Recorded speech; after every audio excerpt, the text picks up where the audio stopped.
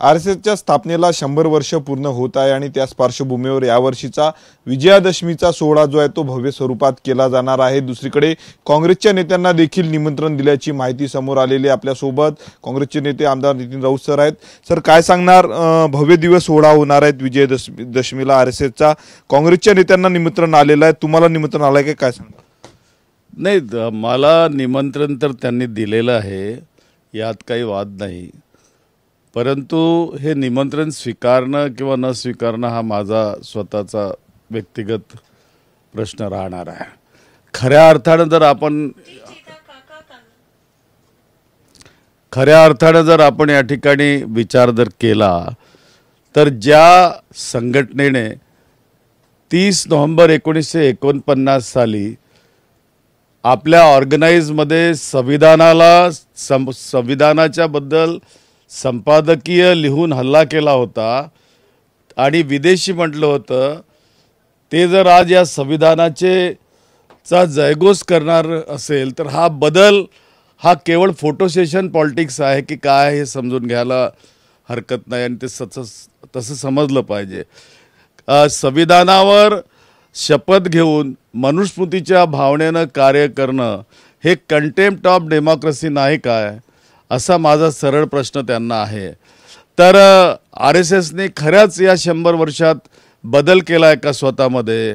तर आधी सार्वजनिकरित्या त्यांनी तसं घोषित करावं की आम्ही भूतकाळात मोठी चूक केली होती आणि आता आम्ही ज्या भारतीय संविधानाला विरोध केला होता ती आमची मोठी चूक होती, तर मग मी बघू शकेन, विचार करू शकेन की शताब्दीला जायचं अथवा जाऊ नये म्हणून। म्हणजे सस्पेन्स कायम आहे।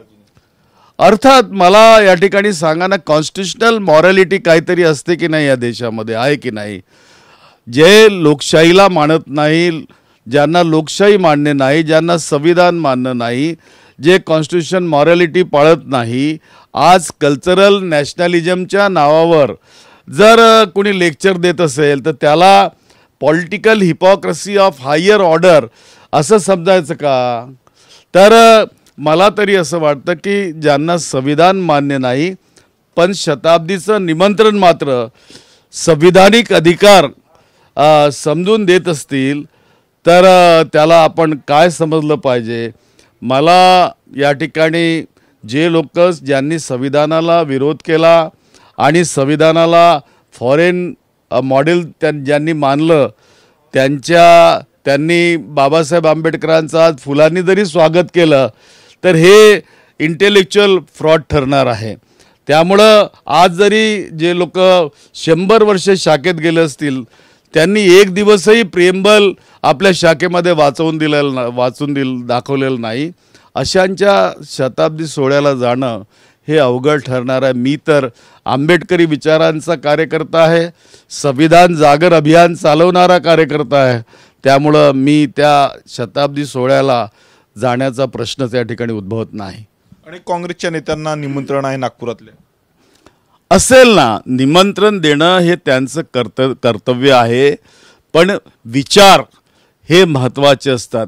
या देशामध्ये जेव्हा आमचे नेते श्री राहुल गांधी हे विचारांची लढाई जर देशात लढत असतील तर त्यांच्या पाठीशी खंबीरपणे उभं राहून आम्हाला त्या विचारांना जोपासणं आणि संविधानाच्या बाजूने उभं राहणं हे अत्यंत महत्त्वाचं या ठिकाणी दिसतं आहे।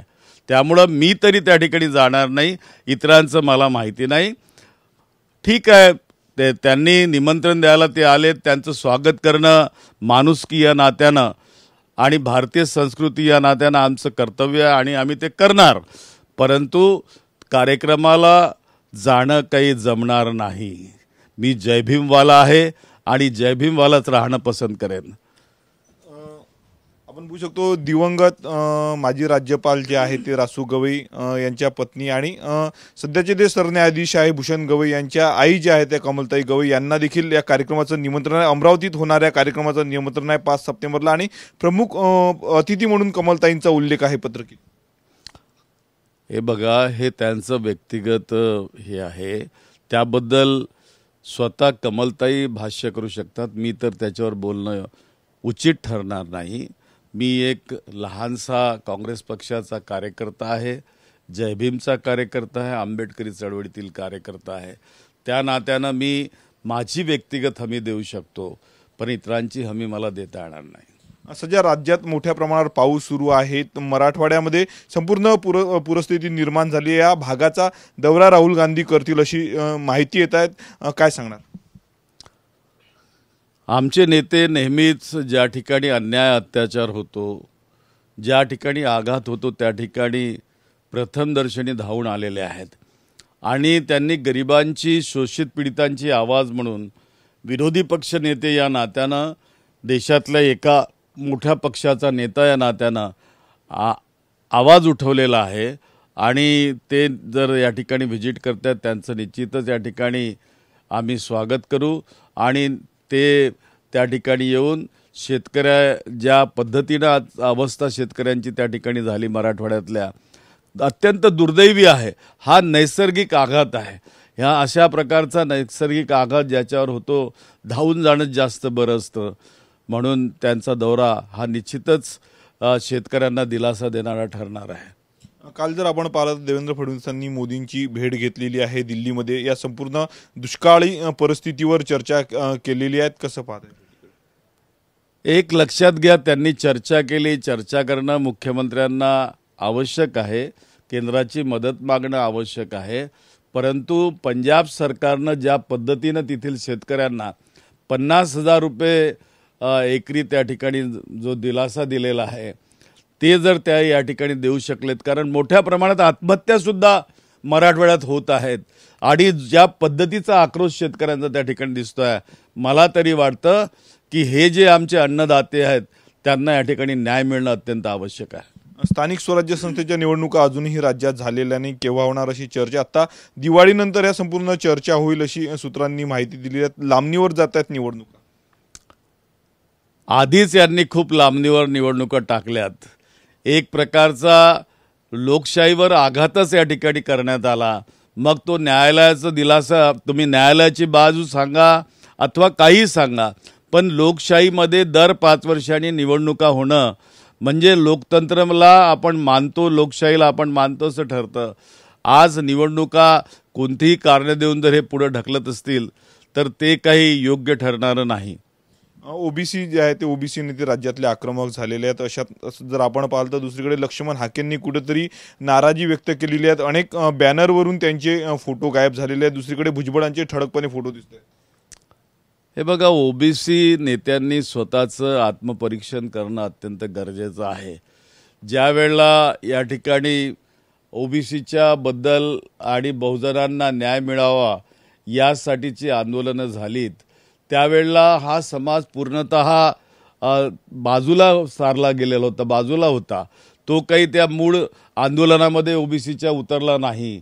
आणि अशा वेळेला आज जेव्हा त्यांच्यावर अन्याय होतो आहे, ते त्या ठिकाणी उतरत आहेत, तर त्यांनी कुठंतरी संघटितरित्या मुकाबला करायला सज्ज व्हावं, जेणेकरून आमच्या सारख्यांना सुद्धा वाटेल की आम्ही त्यांच्या खांद्याला खांदा लावून त्या ठिकाणी आरक्षणाच्या न्याय मागणीसाठी जे अधिकार संविधानाने त्यांना दिलेत, ज्या अधिकारासाठी विदर्भातले सुपुत्र पंजाबराव देशमुख हे यांनी पुढाकार घेतला, त्याच्यासाठी निश्चितच आम्ही त्यांच्यासोबत राहू, एवढंच मी या ठिकाणी सांगू शकेल. एक शेवटला प्रश्न. कीर्तनकार आहेत संग्राम बापू भंडारे यांनी लॉरेन्स बिश्नोईचं जे आहे ते उदात्तीकरण केलेलं आहे. गावागावात हिंदुत्ववादी लॉरेन्स बिश्नोई तयार झाला पाहिजे असं त्यांनी म्हटलेलं आहे. जर अशा प्रकारचं वक्तव्य करून जर दिशाभूल केली जात असेल तर सरकारने त्यांच्यावर काय कारवाई करावी हा सरकारनं निर्णय घेणं अत्यंत आवश्यक आहे. तुम्ही आज ज्या पद्धतीनं लद्दाखमध्ये आंदोलन करणारे किंवा इतरत्र आंदोलन करणारे या लोकांवर आक्षेप घेता आणि त्यांना थेट जेलमध्ये टाकता, तर मग अशा वेळेला असं वक्तव्य करणाऱ्या लोकांबद्दल आपण काय करावं हा निर्णय सरकारने घेतला पाहिजे. लाडकी बहीण योजनेमुळे अनेक योजना ज्या त्या रखडलेल्या आहे. अशातच शिवभोजन थाळीचे 21 कोटी रुपये जे आहेत ते हा निधी दुसरीकडे वळवलेला आहे. अहो, केवळ एकाच योजनेतील निधी पळवला गेला किंवा वळवला गेला असं नाही, तर सामाजिक न्यायाचा आणि आदिवासींच्या हक्काचा निधी सुद्धा यांनी बजेटमध्ये केलेली तरतूद असलेली निधीसुद्धा यांनी सपशेल वळवलेली आहे. या सरकारचं करायचं काय? हे सरकार अत्यंत खोटारडं सरकार, स्वतःच्या स्वार्थासाठी, स्वतःची सत्ता साबूत ठेवण्यासाठी या ठिकाणी सगळा खटाटोप करतो आहे आणि हे अत्यंत लोकशाहीला घातक आहे. आता तरी लोकांनी सावध व्हावं, एवढंच इशारा मी या ठिकाणी देऊ इच्छेन. नक्कीच होते काँग्रेसचे नेते नितीन राऊत. कॅमेरामॅन अनिकेत दहातोंडेसह मी स्वप्नील उमाप, TV9 मराठी, नागपूर.